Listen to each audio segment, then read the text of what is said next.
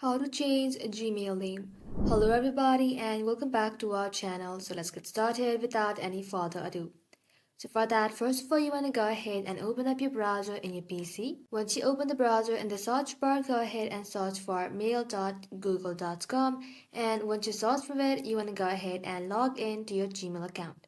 So once you're logged in, you can go ahead and tap on the settings icon, tap on see all settings, and inside settings, you want to go ahead and tap on accounts and import. Inside this section, scroll below and then you'll find an option that says edit info right beside send email as. So go ahead and tap on edit info. Just like so, you'll then be able to change your email address right over here. Go ahead and change it and then tap on save changes. Now next, you can simply go ahead and tap on this profile icon, tap on manage your Google account, and it will take you to myaccount.google.com. From here, tap on personal info, then scroll below and then simply tap on your name. Tap on your name again, and just like so, you'll then be able to change your first name as well as last name. From here, once you are done, tap on save right over here, and just like so, you'll then be able to change your Gmail name.